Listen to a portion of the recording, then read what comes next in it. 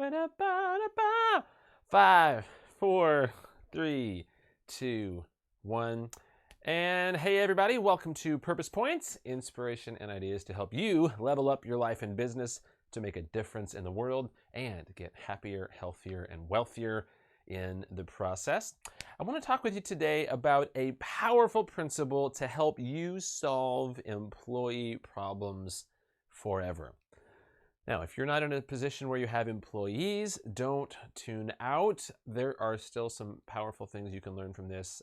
We could really say solve relationship problems forever, but I wanted to kind of focus in on the business side of things for now. It's one of the things I talk about. And here's the big idea. If you are part of a group where there are people other than you, there is always the opportunity for things to go very, very wrong. This isn't me being a naysayer. If you've lived for more than about 12 minutes, you have discovered this, right? Especially if you're in business, in ministry, in any kind of organizational life. You've discovered that conflict really is inevitable.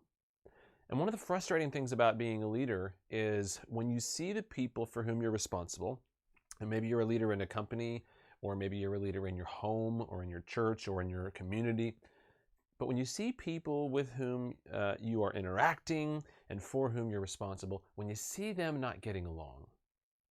Now, maybe this is because of personality conflicts. Maybe this is because they have differing ideas, different visions of where things should go. And for some people, that's a really easy problem to fix. They just kind of jump in and override everyone. They enforce their own will and make everybody else shut up and do what they're told. But I would argue that that's not always the healthiest choice for long-term sustainability. Instead, I would argue that a powerful principle to help you solve employee problems forever is found in this little phrase. Peace is not the absence of conflict. It's the presence of harmony. Now think about this for a minute. I was doing a lot of reflection on the idea of peace over the Christmas season a few weeks ago, and this is one of the things that I was really pondering. Because as we look at our world and as we look at our nation, and for many of us as we look at our families or our companies, we see that sometimes peace is hard to come by because there's a lot of conflict. And there can be a reaction to that that makes us want to avoid the conflict. Or for others, maybe you're not a conflict avoider, but there can be a reaction that makes us want to overpower the conflict. But the bottom line is we don't want the conflict to stick around.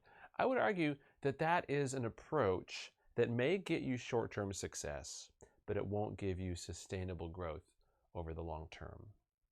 But rather, if we are to pivot our understanding, I think we can find some good insight. So consider this. Peace is not the absence of conflict. It's the presence of harmony. And I want to invite you to think about a business, a company, a relationship, a community in terms of a song. Now, I'm a musician.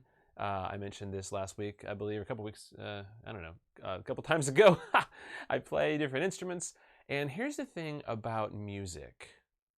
Music is about finding many different notes that fit to create the right chord, to create a good melody, to create a nice flow. And if we think about companies or communities or relationships in terms of a song, we could look at it this way, that good teams aren't built on good and bad. This person is good at what they do. They're good in this role. They're bad for that. It's not about good and bad. It's simply about finding the right fit.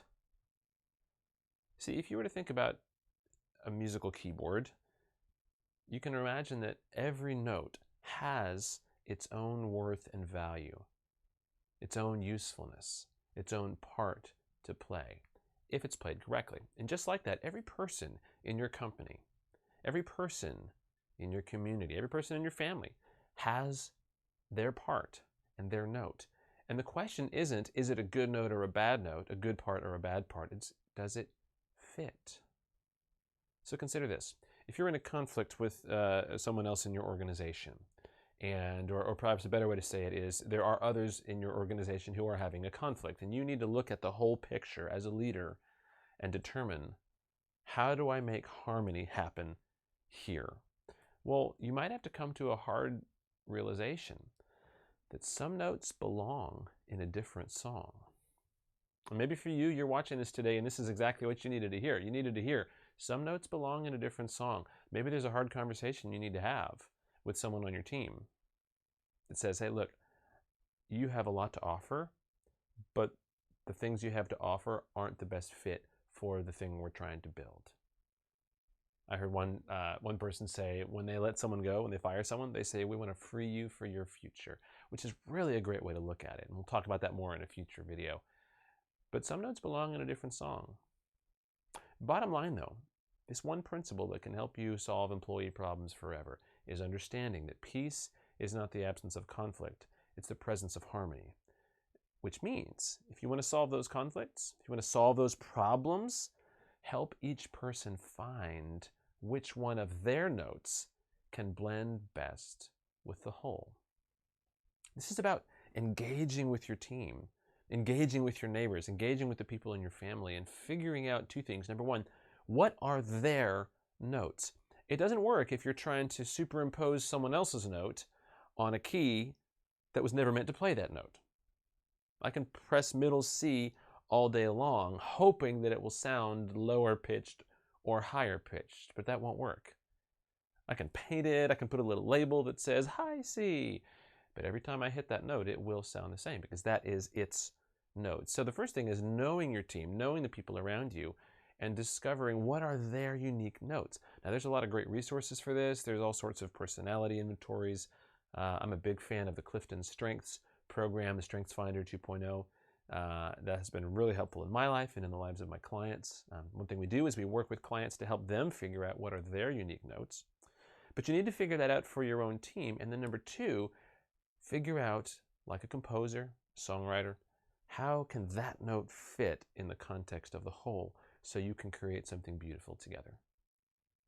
Or you'll discover that that note really just doesn't fit and you'll have to make that call as a leader. But bottom line, here's the good news. You won't be able to avoid conflict. It will come because anytime there's more than one person involved, quite frankly, even when there are only one person involved, right? Even within ourselves, we have conflict. You can't avoid that, but you can pursue peace because of this. Peace is not a destination. It's a way to approach the journey. And when you choose to embrace peace as the governing principle for your company, your community, or your relationships, it's not the absence of conflict, it's the presence of harmony. And when you pursue it in that way, you can enjoy the journey every step of the way. Thanks for joining me. Hope that's helpful for you. I would love to hear, by the way, how these little pieces have been helpful to you in your business, in your life, in your relationships. Drop me a comment, send me a note. By the way, if there's anything I can help you with, as always, I'd love to chat. You can schedule a free strategy session by contacting me. But until next time, as always, I invite you to check out philipgonzalez.com and subscribe to the blog where you can find more information for you in your life, work, and relationships. And here's wishing you bigger purpose, better business, and true success. See ya.